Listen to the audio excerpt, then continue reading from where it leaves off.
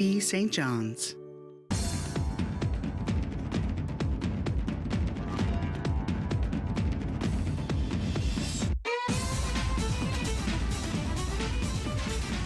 Good evening, everybody. How are you getting on tonight? It's your boy DC, and this is Out of the Fog. We're a local matter show going right across the province, talking to all the cool people doing all the cool things. And tonight's show, I'm very excited to welcome to the couch the one and only Maggie Burton. She is a counselor, she's an author, she is a musician, everything I love. Check out her book of poetry coming up. And Mackenzie Critch coming through. Here is the first of two songs we're going to hear tonight. Check it out.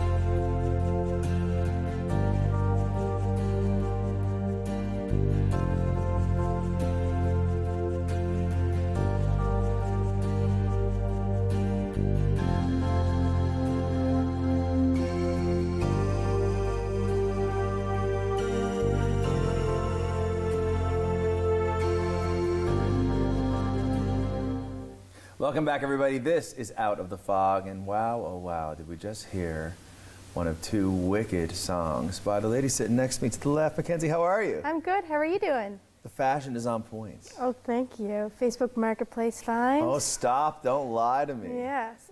How much creeping around do you do on Facebook sites for purchase?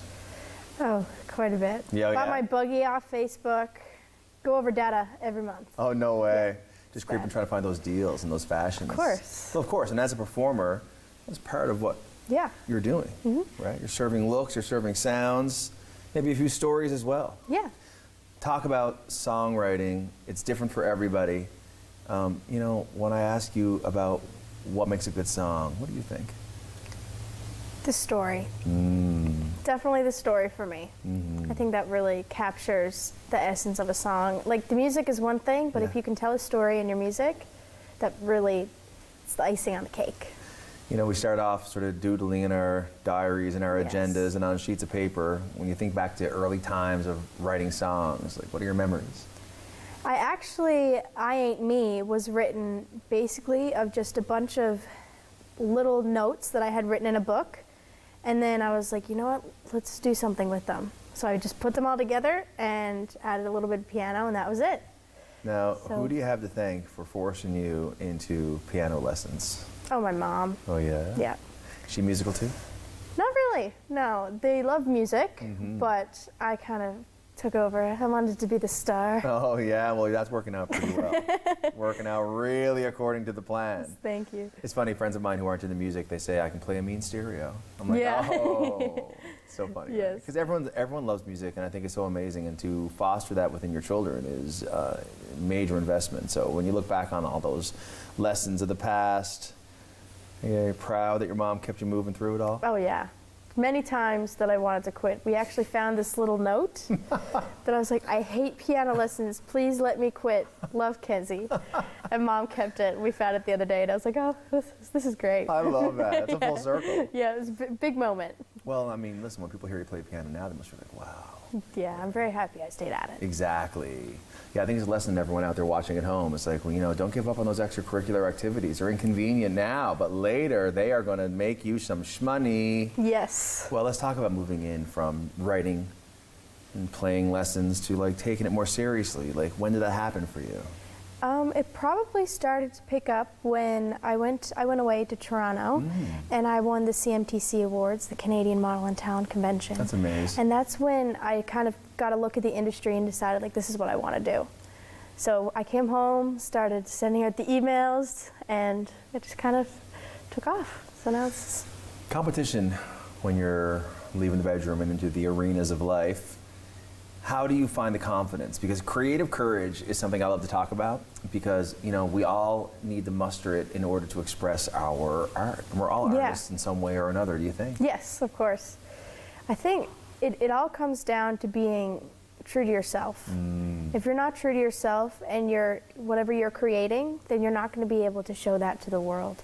So that's the first thing you really got to master, and then take it to the big levels. They all say it's an inside job, they say. Yes. Confidence, very much. courage, all the things. Yes. You know, any advice out there to anyone who is at home watching this show right now and they are, you know, doing their own little writings and their own lessons, and they wonder, is it possible for me? What's the answer? Oh, yeah. Yes. It's definitely possible. It's going to be difficult. It takes a lot of time and a lot of self-discipline, but it's definitely possible. If you put your mind to it, you can do it. It's cliche, but you can do it if you put your mind to it. You know, we heard one song earlier, we'll hear another song later. Musical influences, what comes to mind? Dolly Parton is a big one. Also Willie Nelson, Adele, and just like, I love old country and like soul, Nia Simone, Aretha Franklin, like just all the big artists that kind of shape music from, I guess, the 50s to now. I love. Crazy question. I ask it sometimes. Sometimes folks are like, I wish you didn't ask me that question. Here I go. When you look at, you know, a musician that you would like to open for, who is someone who's out right now, you know, doing their thing?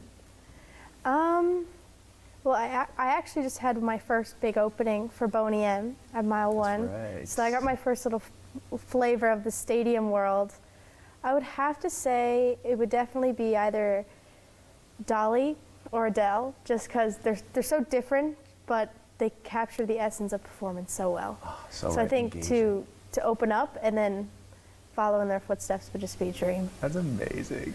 So I'm going to ask you, you know, the two songs that we're hearing tonight. I want you to tell us about them because, you know, it'll help the viewers connect to the energy behind the music. So why don't you tell me? Yeah, I Ain't Me was written about kind of my high school experience. I was bullied quite a bit, struggled a lot with mental health, and I wrote in this journal.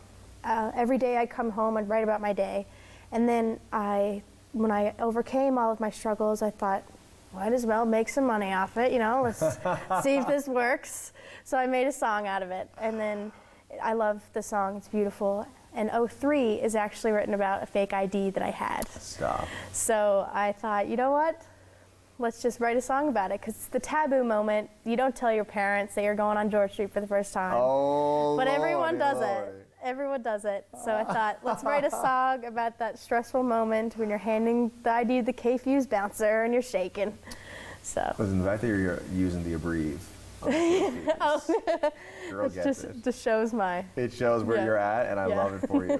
Listen, I'll tell you what, you know, George Street going up and down and all the different artists and performers and the open mics and the main stages and everything like this, you know. What's next for you? I think next for me would probably be to kind of get my music to everyone else that's not on the island, and kind of show people that music, you don't have to stay here to make it here. We're in our final moment here now. Where Yeah. can we get our ears on your tracks? Yeah, it will be out May 12th, and it'll be on all streaming platforms. '03, that's the one that's coming out first, and then keep your eye out for the fall. I Ain't Me will be creeping around the corner, so yeah. I'm so excited for you, and thank you so much for coming through. Thank you for having me. Will you come back again? Oh, of course. Well, that's great Couch is news. very comfortable. Well, listen, just keep bringing the fashion. You can come back anytime. Thank you. Thank you so much. Guys, Mackenzie Critch, you want to be checking her out. This is Out of the Fog. We'll be right back after this break.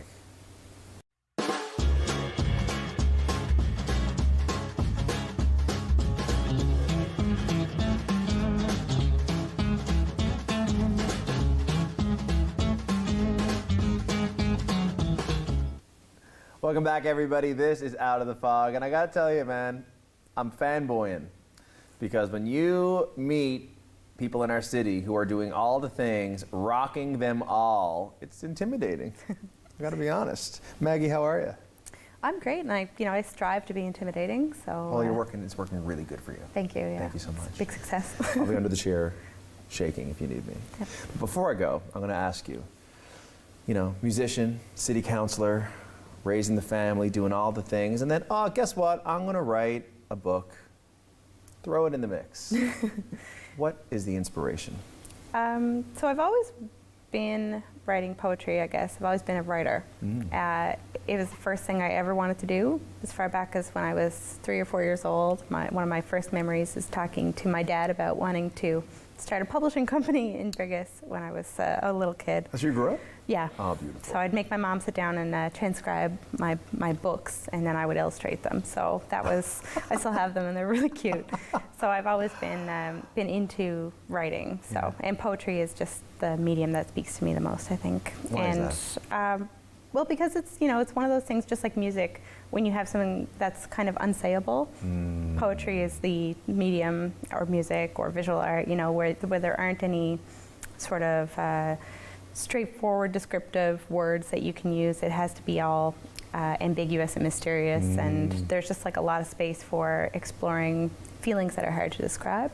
So that's why I'm a sensitive soul at the root of it all. And playing violin and writing poetry, have always been my favorite artistic things to do, and painting as well. Likewise, I feel like I'm looking in a mirror. And I do agree. The intangibility or the abstraction of poetry allows us to say what we are clearly saying, but it wouldn't be so easily perceived from someone else. Yeah, it's like that space in between, when you sort of know what you're feeling, but also you don't. You're just starting to explore it, and that in between space, the unknowable, is where I find a lot of inspiration. So chores, eh?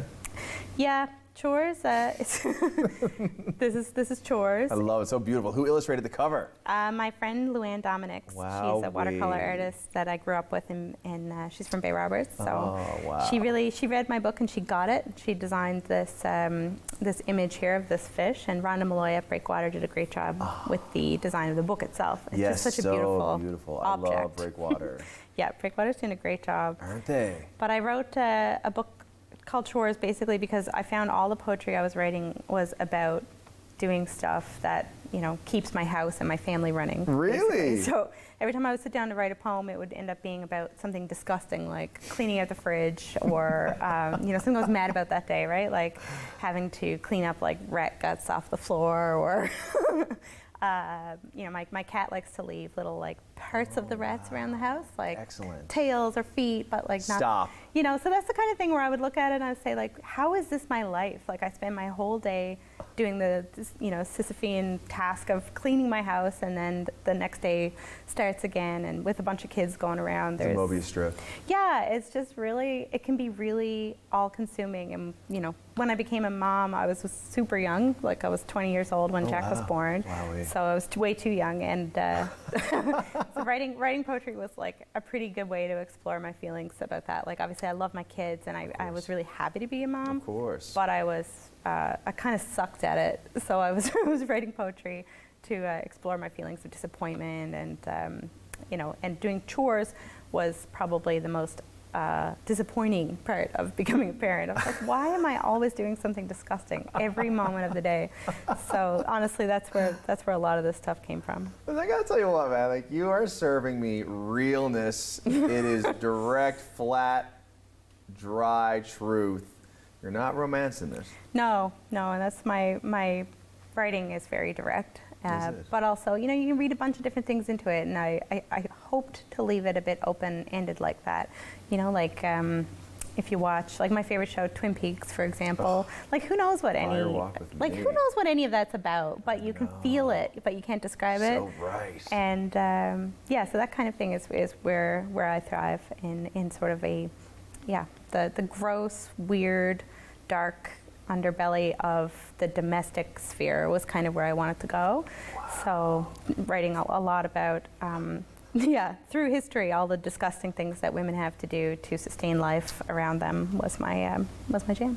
Well, that is the jam, and I will say it's the hot topic amongst many. Mm-hmm. The reality about doing it all and being expected to do it all perfectly, and the balance of who's doing what underneath the umbrella of raising a family, and the decisions that you make and the sacrifices that you make.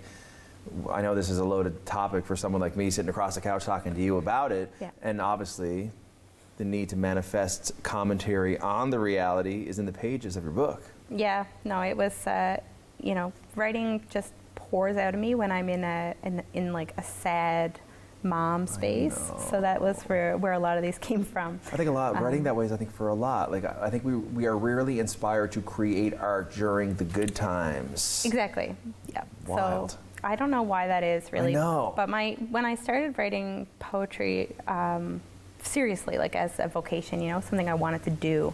I was 23. My daughter was a few months old, and my last of my great-grandmothers had just passed away.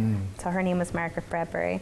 But she was a super impressive mom of 10 kids, and I was over there sort of struggling with 2. And I spent a lot of time lying in bed, breastfeeding my children and just being like, how did she do it? Or all my other great-grandmothers, too. They were all really impressive women. And I grew up with a lot of nans, and so the nan voice is the big constant throughout my book. And it's not about any one of my nans, but it's about all of them all at once, and all the other really strong women that I grew up with. Wow. So there's it was cool. So when Nan died, I decided to write about it because I was trying to process the grief and some really, really big feelings about being a mom and feeling like I was no good at anything anymore. And still trying. I had like a million different jobs, teaching violin all day to little kids, playing in the orchestra at night, trying to make ends meet, and never actually meeting them. So it was pretty tough. So I wrote a lot of these poems about that period. I would be obsessed if you, on the spot, would do a reading for me. I'd love to. Oh my gosh. So yeah, this, let's see now. This book has a lot of really fun poems in it, so I'm going to read one of the more lighthearted ones. Okay. It's called Radio Bingo. So anyone who has played Radio Bingo in Newfoundland, Labrador will know how fun it is and how emotionally intense the experience can be of trying to win a few bucks. So obviously I grew up in the 90s in rural Newfoundland, and like after the moratorium but before Hibernia came, so there was not very many of us had very much. So we all played bingo and tried to beat the system, I suppose. Anyway, so this is about trying to win at bingo. Okay. So Radio Bingo. I sprawl on Nan's bed, paint my nails red, listen to VOWR's Hymns for the Quiet Hour, the greatest opera of our time, a weekly tragedia lyrica where no one gets out alive. I am the wardrobe supervisor. The star I dress in slack pants, blouse, pastel cardigan, compression socks, perm, knitted slippers, a billowy high-waisted dress. I put on her rings, squish the spider veins attempting to nest in soft skin. She changes the station to the voice of the common man as the top of the hour news, the overture, begins. Nan straightens her wig, enters stage left. Don Giovanni hides in the living room corner, double timing whiskey and homebrew, while Donna Elvira flies around the stage. Who will ever tell me where that scoundrel is? Ah, chi mi dice me, I will rip his heart out. She takes her seat at the kitchen table, stabs the free spaces with her dabber. Heavy with gossip, full of fresh smoke from players' tub rollies, the air is thick fresh bread. I hold my breath as the first number is called. Behind the radio's tinny mouth, the announcer is dressed as Pagliaccio, but no one can see his beautiful face. The sad thought of him crying into his double-double kills me. Backstage, Nan does her warm-ups, scolds my lazy lack of makeup, pinching my baby fat again. I can bear it no more. I rise as Norma, proclaim, blood, blood, revenge on all my relatives. I chase her from the room, my fingers down my throat. The curtains draw, lace hiding nothing. Anyone could see us here, struggling. Dido this time, Nan laments, remember me, but forget my fate. Orders another smoke be set ablaze, a pyre. I click the lighter. I love that. Yeah. Forgive me for closing my eyes, but I really wanted to soak it in. Oh, that's what I do when I listen to poetry too. Yeah, it's amazing. Thank you so much. Again, so excited to have had you on. We get to talk about so many things. We have so many similar interests, and I would love to have you come back on again. Would you? Absolutely, anytime. Thank you so much. Thanks. Maggie Burton, everybody, Chores, check it out. Google her. You'll find 80 pages of amazing things. This is Out of the Fog. We'll be right back after this break.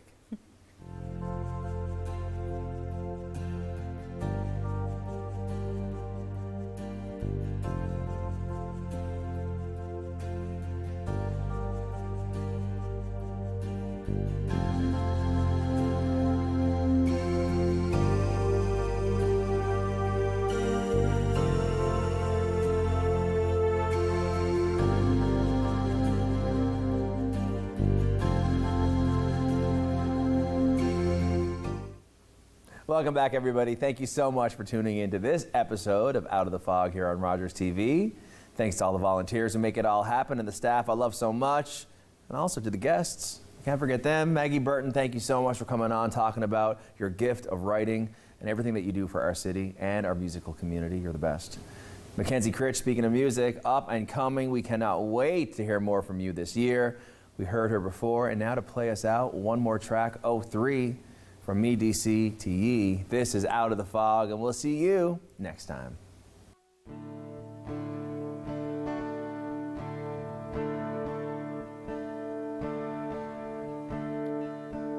It ain't my name and it ain't my face. It gets me into my favorite place. She's 5'9" and I'm 5'3". How it works, don't ask me. Yeah, you can't lie, I know you've had one too.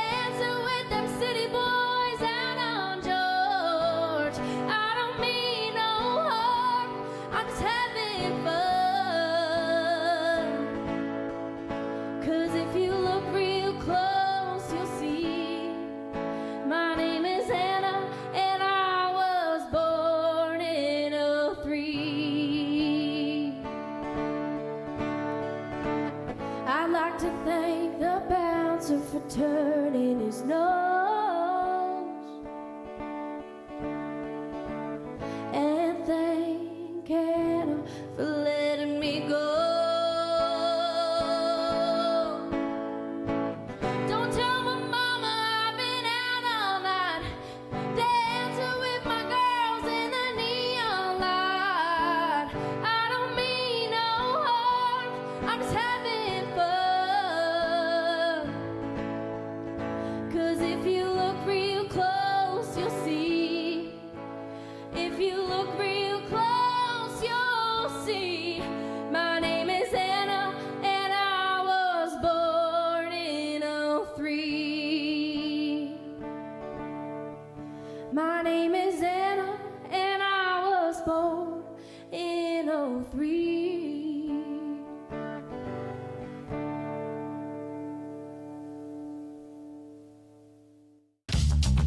This program is brought to you by Ignite TV. Now you're in command. Visit Rogers.com for more details.